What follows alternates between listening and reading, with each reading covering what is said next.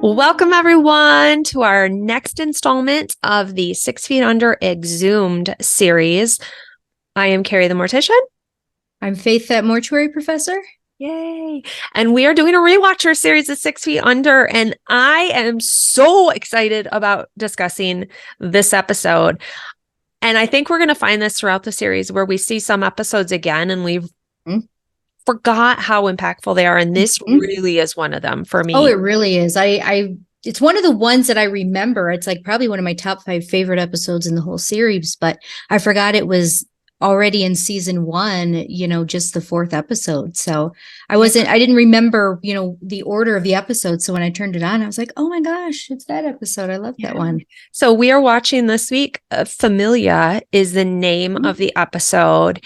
And it starts right off, as we do, with the death scene of the body that we are going to follow throughout. And I say body because it's no longer the person, but we learn who that body is and who that person was in life throughout. And especially this one is the first one where really the deceased follows along with the Fisher family throughout their day, and they communicate with them, and they really are more of a presence. Aside from their dad, I don't think we've really seen that as much. No, I think it's the first episode where the deceased person is a character in the episode.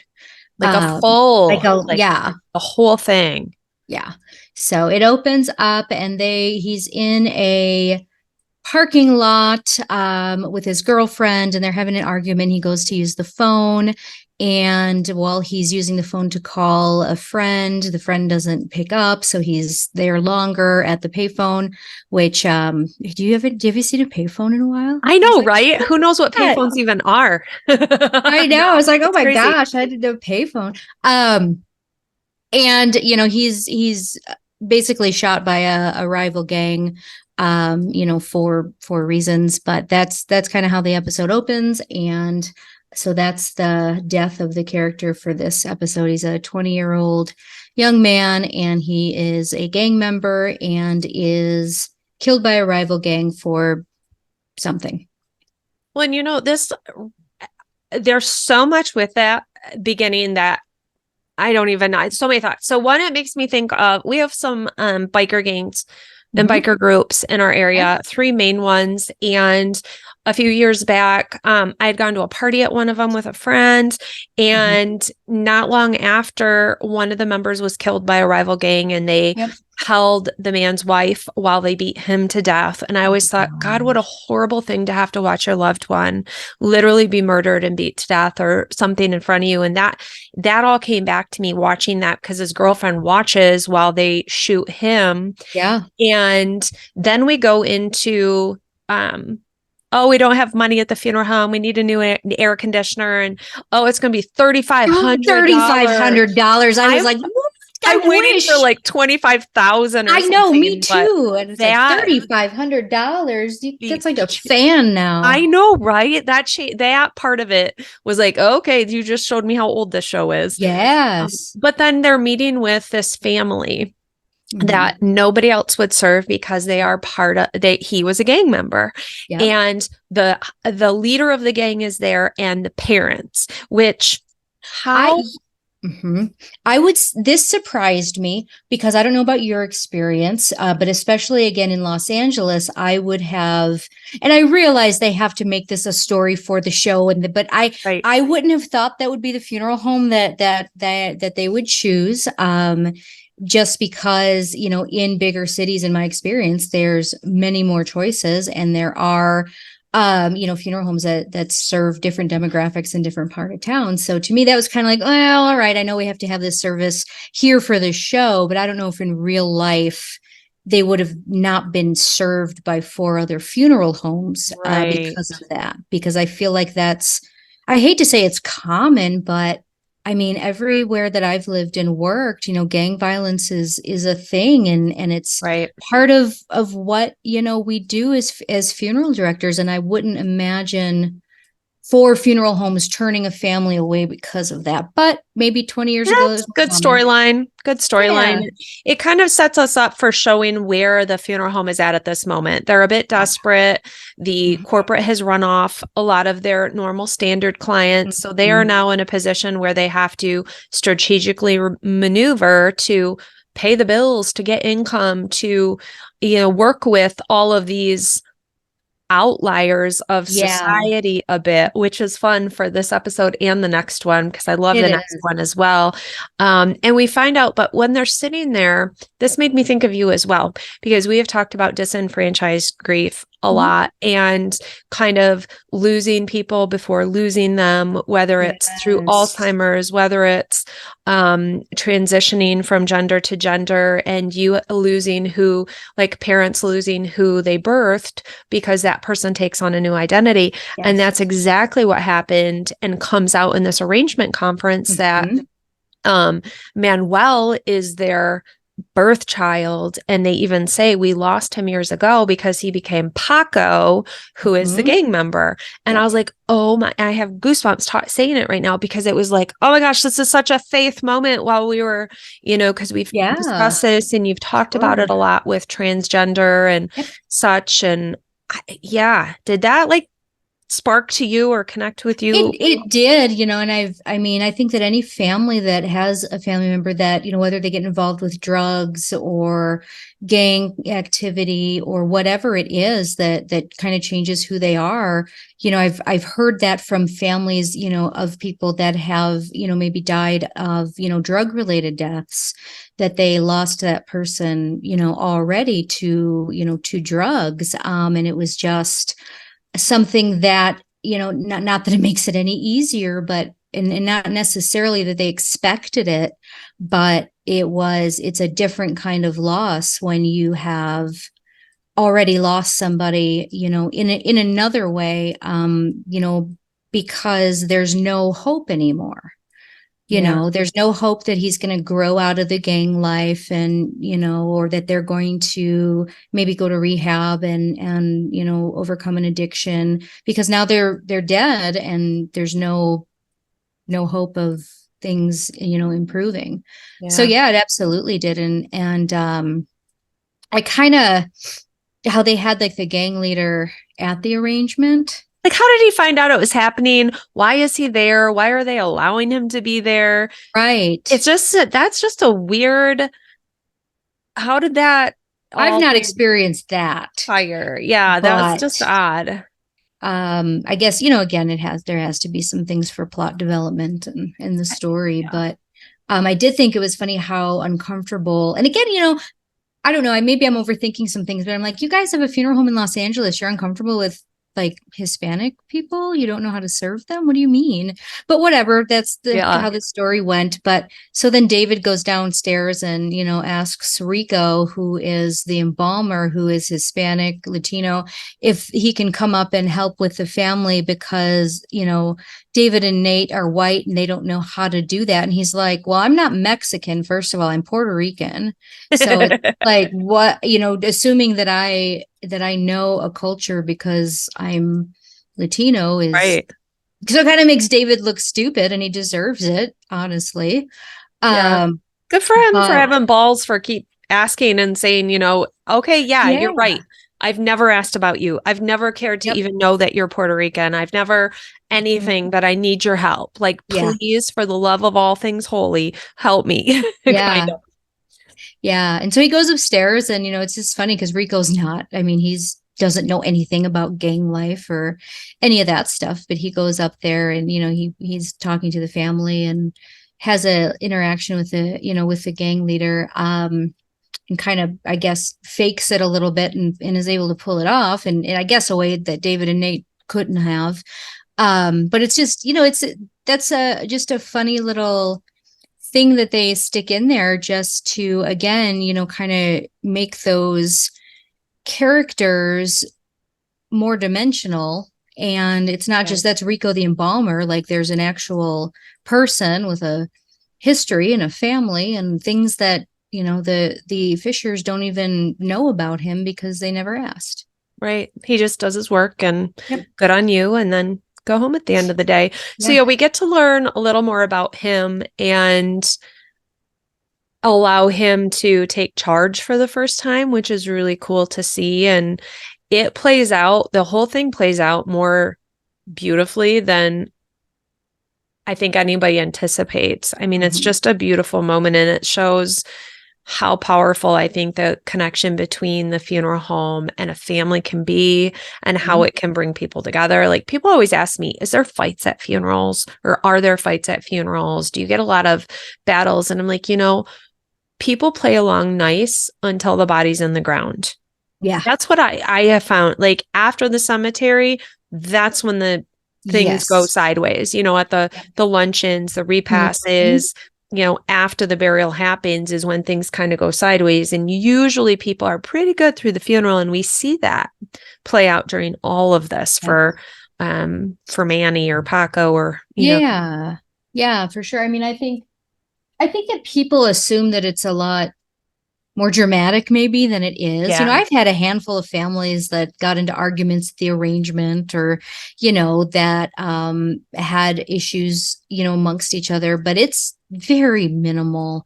Honestly, most people I think do behave themselves, and the problems that they're going to have probably already come out during, before the person died right.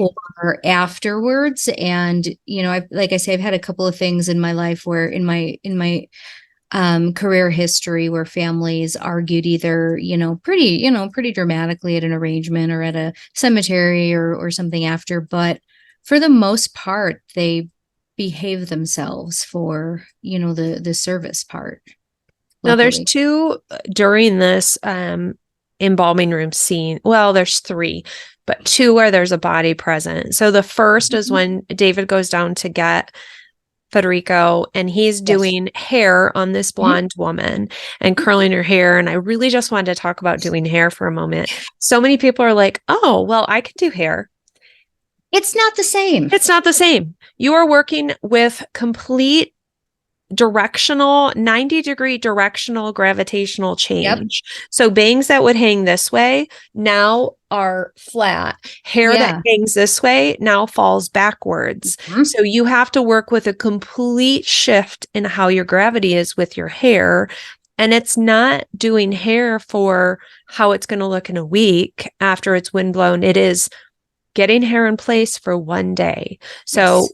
we're just coloring the hair, not to color it long term. We're just styling the hair just to style it for that day. And it's not always, you get a new hairdresser that comes in and you can tell because they have no clue. No, they don't. It is different. So Just because you have had the same hairdresser for 50 years, just they haven't done your hair dead, yeah, laying down, and I think that's kind of, I don't know. I don't, maybe in some parts of the country, nowhere that I've ever worked was it common to have a hairdresser come in. It was always our job to do it. we had small town, like there was always, well, and a male owned place, they weren't always as comfortable and maybe not as good.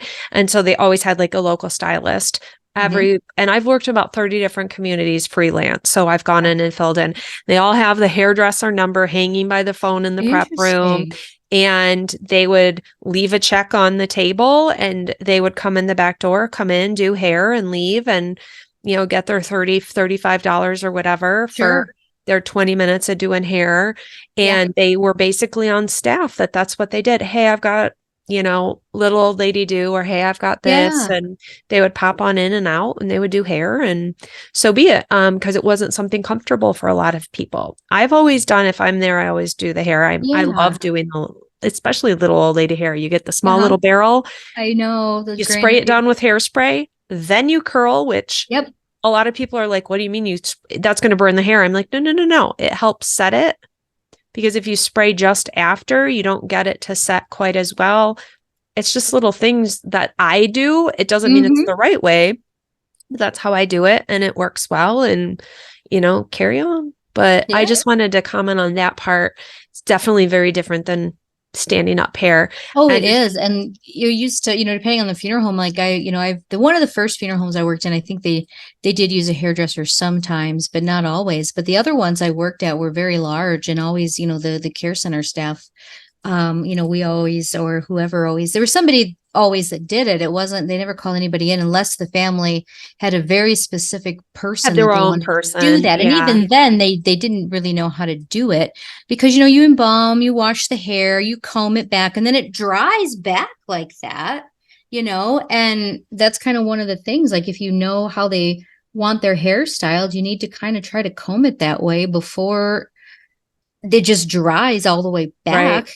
You're fighting it again. So there's a lot of little things, to consider, even during the embalming process about the hair, Yep. because how you comb it when it's wet and it's going to dry that way, Yeah. What if they have cradle cap? They got, there's Yeah. all these factors. For autopsy, I mean, that's, Oh yeah. Big one to consider, and brushing yes. through matted, crazy hair. Mhm. That's, oh yeah. And then the second scene is when David is embalming Manuel, and he's talking to him. He's like, "Hey, how you doing today?" While he's like Yeah. working on embalming him, he's like, "Did you just look at my junk?" Kind of. Yeah.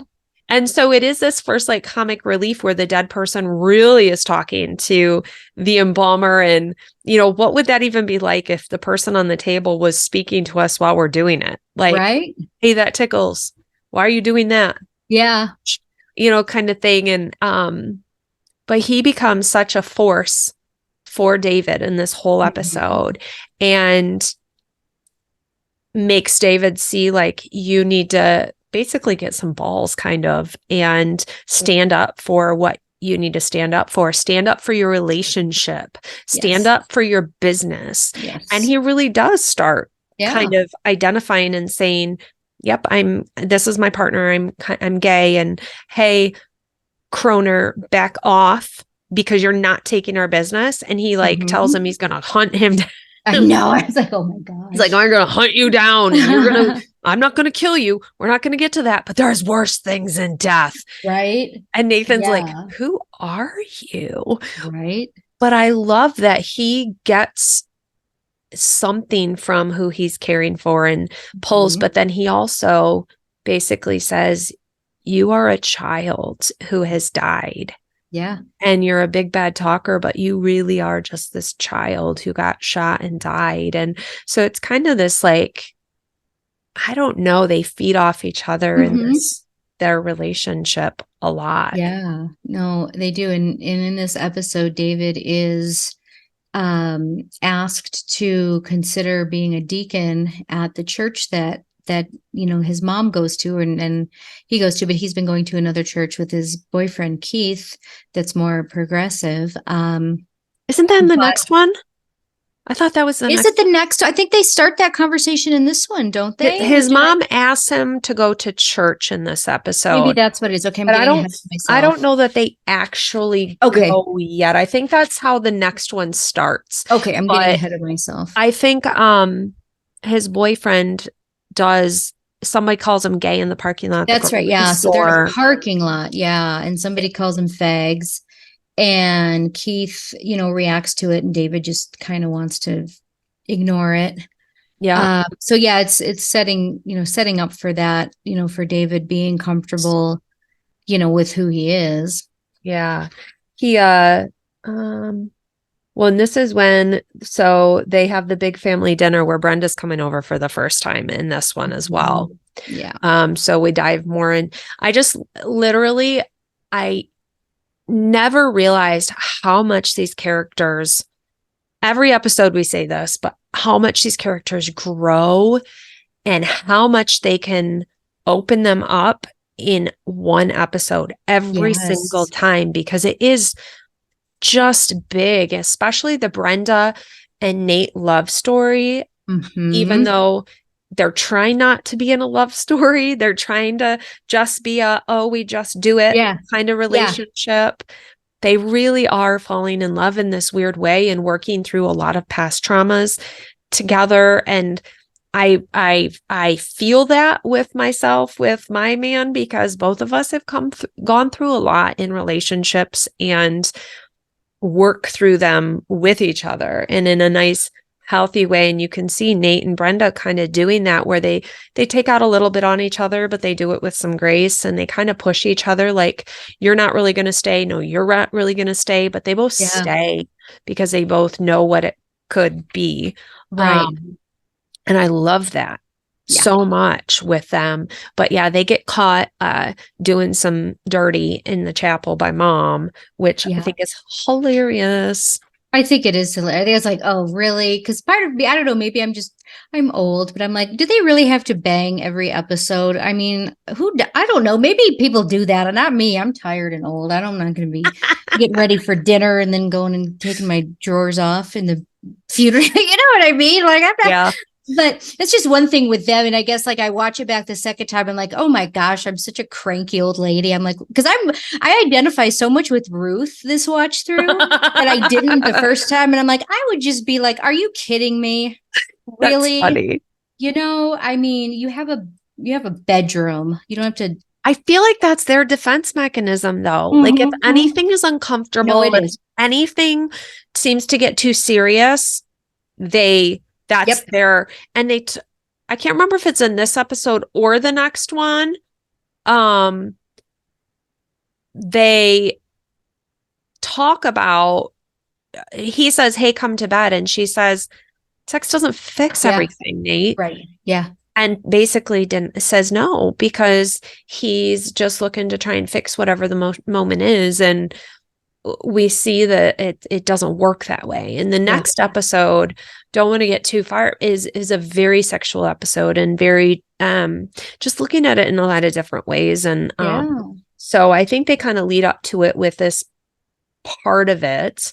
And then poor Ruth is just so uncomfortable. You know, she walks in on this, and then they have to go have dinner for, you know, at the table, and you can just tell she's so uncomfortable. And David and Claire are there, and they're like, what is wrong with these? What is happening here? Because they don't know what just happened. And Nate's just so uncomfortable, and he like zips through the prayer, and Claire is like, are you on crack? Like, what's wrong with you? Because everybody's just acting weird because they're so uncomfortable, you know, with having just been caught doing that by the mom. And so it's really interesting, because I feel like we're supposed to feel like Ruth is being rude to Brenda or doesn't like Brenda, but I don't get that from her.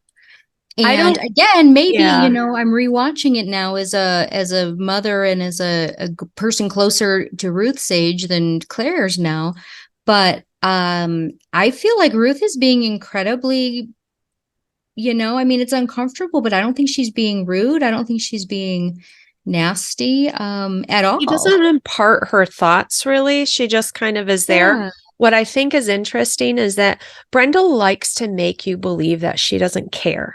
Yes. But she seeks Ruth's approval. Yes. And I don't think she really does that with anybody else. And it's interesting that she does that with Ruth. Yes. There's no rhyme or reason yet, and maybe that part will play out, but her like bringing a present back to Ruth and apologizing, and that's just not her nature. And so it's interesting that she does that with her.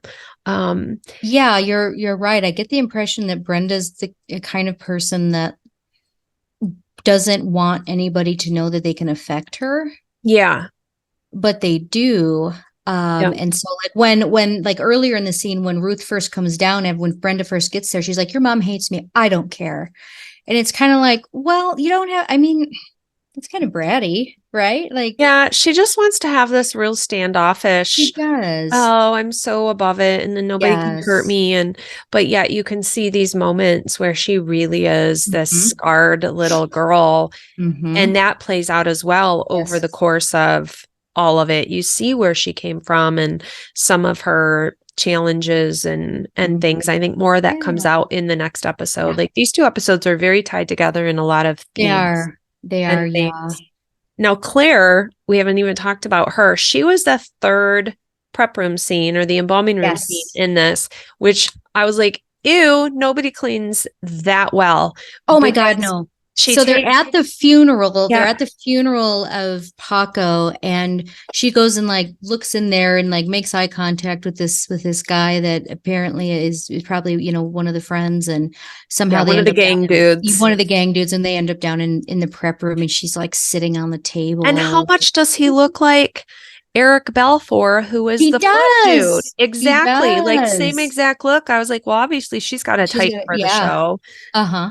But yeah, she's sitting, the two embalming tables are there, and there's no bodies all of a sudden, there, because they obviously don't have a lot of bodies right now. And yeah, she's sitting on the table and they're smoking a joint and she's trying to be all badass and, oh, Uh-huh. I'm so hardcore. And he basically says, cut the No. bullshit. Right. You need to stop playing little girl, because you are just a Mhm. little girl who will not follow through with what you're throwing down. Yep. And calls her out and like walks away. And she's like, Yeah. oh, Yeah. okay. Which I think she needed that moment. Oh, yeah. I mean, she just wants to be cool and accepted and all of that. And I think that she just runs her mouth a little bit and is kind of like, oh, yeah, and it comes back to, just some forces of society. And, here you have this privileged white girl. Right. Oh, yeah, you can choose to come down here and live this gangster lifestyle, but then you can go home to your nice home and your family, that, all of that. But the real people actually live a hard life, and it's not something for your entertainment, is kind of the vibe. And that's a good message for her to hear. But did you ever in your life, where does this come from, where people are like, people soak joints in embalming fluid? Oh, yeah, yeah, yeah. So that, back when I first started getting licensed, it became a big thing. So we're talking back in 2000-ish, because there was a funeral home that had gotten broke into, they said, and that's why they thought they broke into it. In the end, that's not at all why, but they thought Yeah. they were stealing embalming fluid so they could take, because you soak the cigarettes in it and then you sell them on the street, and it's a form of some high, and I can never remember what they're called. I bring it up in videos once in a while, and I've the seen it. viewers, people, hey guys, what is it called, because you guys always school me on this, and heck I if I know. remember. But yeah, it was a big street thing. It still is. And Is I'm that like, guy? I've never why would you do seen that? anybody do that. Like, But I mean, why why would would you you do even half do the thing that? people, half the things people do? So I Don't. guess it is what it is. But um what else Oh, was I my gonna clock is dinging. Oh, they start talking about how, they have to figure out how to compete with people. And they have this meeting with mom. The boys have a meeting with mom because they're going to need money to invest in some things to help them advertise. Cause they're like, we can't compete on price. We can't compete on this. So we really have to be the ones who are the most compassionate and have the most integrity and offer the very best service. Yeah. But how do we let people know? And so they borrow money from mom, but she says, this is not a loan. I am now an investor in this company and I have a Yeah. say, Yeah. which is funny because she wanted no part in it. And all of a Mhm. sudden now, ooh, I want a part. Yeah. Well, I mean, that's a lot of money to just give over. Yeah. But one of the things I thought was funny is like, we need to buy computers. And I'm like, gosh, Wow. there's Get still up some there. funeral homes out there that need to buy computers. Oh my gosh. Um, Yes. but to make that point is really, I think, accurate in that, if you're in a place that's getting overtaken by corporations, the fear is that you're going to not be able to compete, and that, because they're going to have lower prices, and that's not always the case. Mm-mm. Not at all. At least here in my area, in the Denver area, oftentimes the corporations are at the higher end.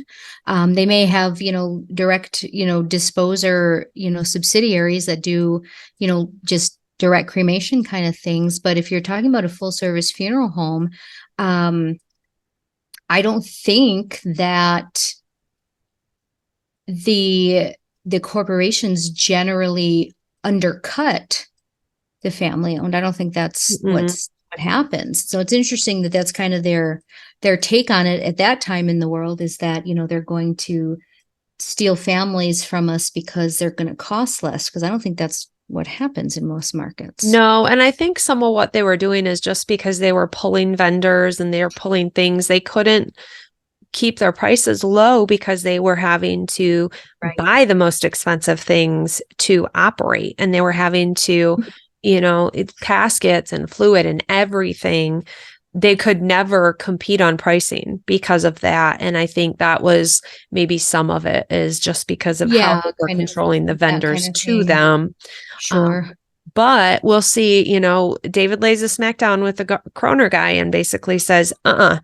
like, isn't there someone else you can go bother? Like, why are you picking on us? Do you feel like you can? Because guess what, dude? I'm not backing down and I'm going to stand up to you and stuff. So we'll see if Kroner comes back around or if it's kind of if he leaves him alone. We'll have to see how that whole plays out because maybe he'll go away at this point. I don't know. What do you guys think is going to happen in this? Yeah. So I think the big end to this episode is the prayer. Yes. At the end. Do you want to talk about it? I love that part. Yeah, I do Beautiful. too. I think it's really nice how, they're going to kind of do the final prayer before they go to the cemetery and they ask the Fishers to join them, which I think is so sweet. And, I've definitely experienced that families that are really appreciative of what, you do and how you take care of them and they want you to be present and involved. And I thought that was really sweet of them to do that. And they even mentioned how they had lost their husband and father recently. And I just thought that was a really nice thing for them to do. And, just kind of reminded me, we think about the difficult families we've worked with, and those are the ones we remember, but most of them are wonderful.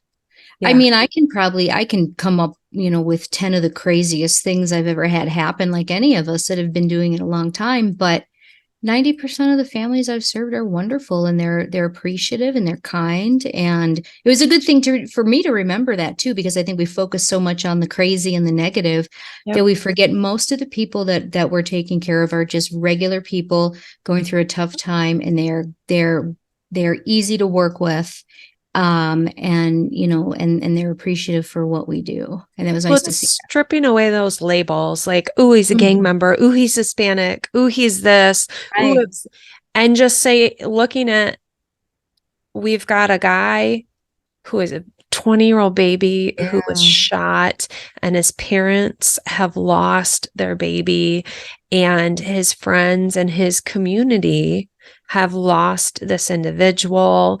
And at the end, we want to honor him and pray for him and bless, his passing to heaven. And so they call them all in, and they want all the people from the funeral home to be there and to be part of this last moment. And I will say the Hispanic community, because we have a lot of migrant community, a lot of migrant workers in our area. It's a large area here for seasonal work and things. And there's one church every single time at the cemetery will say in Spanish, as they're saying the final prayer, they will say a thank you to the funeral home. That's so nice. Only church I've ever had do that, ever. In all my time. We don't get thanked very often in the service itself. Like, thank you to the funeral home for doing this and for letting us have this time with our loved one stuff. And so it's interesting that it is the Hispanic family and community in the show as well, because that's what I've experienced. But it is nice to be included because we feel families are important and we feel people we work with are important. And then you get to the end and they just walk away from the cemetery or walk away after the service, and you're like, oh yeah, you were important to me. I thought I was as important to you. It's a weird, it is a weird thing because you have to get really personal with people, and you do kind of get to know them on a different level, even if you don't know everything about them. It's like you see a part of their life that's so personal and intimate that you feel like you're part of that, and then it's over, and it's over for us too. You spent your week thinking about those people and doing things for those people, and then they're gone. Yep. So, I mean, we get connected to them too, Mm-hmm. to the families as well. And it was definitely nice to see them, doing that, for them, and because it doesn't happen all the time, and it is nice when it Mm-hmm. is, because it is, yeah, you're paying for a service, of Yep. course, but it's still very specialized, difficult work, that it does feel good when someone acknowledges that what you're doing is important and meaningful and hard, even though they paid you for it. It's Right. still, it's still something that's important and meant something. Yeah, we're not asking for, hey, do you want to push the tip button when you check out? Right. Like everywhere else in the world is doing. I'm Right. sure there's a At funeral the home gas somewhere station, that's did you doing it. know that? At the Some gas gas, station? yes, there's some gas stations, Google this, where when you pay at the pump, it comes up with a tip screen. Who I am I know. tipping? I don't know. Like I'm I don't pumping my own know. gas. Like that's Everywhere I go, like every place now is like a tipping thing, which is wild to wild. me. I know. Yeah, the gas That's station. crazy. But I loved how sensitive the gang leader was in that final. Like he showed he wasn't just burying a member of his gang. Yeah. He cared, and he cared that it was somebody. And I think that showed his family too. Like he wasn't just in our gang and this person, and we didn't just like him because he was a body. Like he was important to us, and we knew him, who he was and who he was to Yeah. us. And it was like all these layers of people who knew him in different phases, his growing up, his short adult years, and then in his death, because that's where the funeral home got to know him. And it was like these little cycles all came together to say goodbye to him finally in that moment of Yeah. Yeah. praying. So it was a I nice kind mean, of closure to all of it it. is. It is. And then we saw that Tracy, oh gosh, was it Tracy? What's her name? Remember that Oh, the crazy lady, yeah, I forget her, Tracy. Tracy something. She pops in during the funeral. Is like, She's well, got I like think a I should know hyphenated last name. Yeah. Tracy. Oh my gosh, why? Yeah, I can't think of it right now. I should have written it down, but she shows up again. And she, is well, I feel like I know all these young people that pass away, or da da da. She's kind Well, of and like, she's got the newspaper in her hand because she is funeral hopping, and yes, she calls him, gosh, what does she call him? Man, she pronounces Manuel like yeah, completely wrong says his and name says, wrong. "Oh, these young deaths, and they impact our community, and I need to be here to support." And you're like, when is this cuckoo Katrine gonna stop? Right? Or what's going to Yeah. happen with this? Because she's circling back. She's coming back for Oh something here. yeah.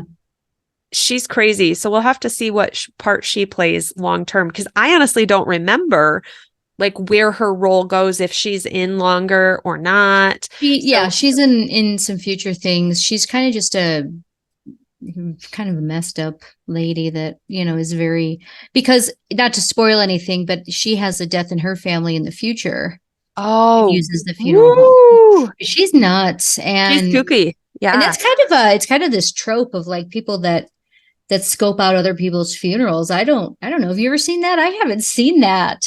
Yeah, But I've been in a couple communities that there's one or two, like either a couple or a person who attend, like that's all they have to do. They literally, and it's usually the smaller communities, but they just attend every funeral. And sometimes it's because they want to attend the luncheon. And that's like their social activity 2 times a week as they go to a funeral and a luncheon, whether they knew the person or not. And they wow. just go and do it. And that's just what they do. And it's like, I guess if you have literally nothing better to do, that is a way to socialize and to meet people. Good. And get a lunch. Good on you. But weird. It's weird. Super, super weird. Is it usually older people? Because this woman in this show is fairly young. I mean, is it usually like, or is it just anybody? No, usually it's older people. Yeah, they Like probably. I mean, 80s. Like they got really yeah. nothing else to do. No kids around, nothing. Yeah. Well, Well, she showed up and David got rid of her. So Yeah. I love the look yeah. on his face when she's talking to him, though. It's like, okay, then. I know. He's like, Okay, what in then. the And he like world? shows her to the door. Like he walks her but out of there. And he's like, Uh-huh. bye-bye now. Bye-bye. Yep. Goodbye. Good for him. Good for She kind him. of And stuck out then, like a sore thumb, though, you know? oh yeah, yeah. And then it ends with kind of coming back to talking about the fire from the house across the street. Yeah. And Claire and Ruth are standing there, and Ruth asks her if she set the fire, and Claire was like, "No, I wouldn't do that. I did steal the foot, Yeah. but so it kind of wraps up the fire story a little bit by, they found it like unknown causes and aren't gonna like pursue it, I Right. guess. Claire did not set the fire, Nope. you know. But who did is the question, I Who guess. did? Hmm. Brenda did not set the fire. That's kind of, I think that's how it opens. The episode opened. We forgot about that Brendan Nader at the police station because they were in that Oh, yeah. house, kind of talking about why they were in there and that. But no, they kind of wrap up the fire, at least for now. It wasn't Brendan, Nate, and it wasn't Claire. So Yep. So it kind of moves on from the fire. Yeah. Mhm. So what will happen next week? So wait and check in with us next week on our next episode of 6 Feet Under Exhumed. Next feed is called An Open Book. So yeah, let us know what you guys thought about Familia and parts that resonated with you, things that maybe we didn't catch while we were watching it. And if there's anything prep room or body related that we didn't cover, let us know, guys. See you later. Bye.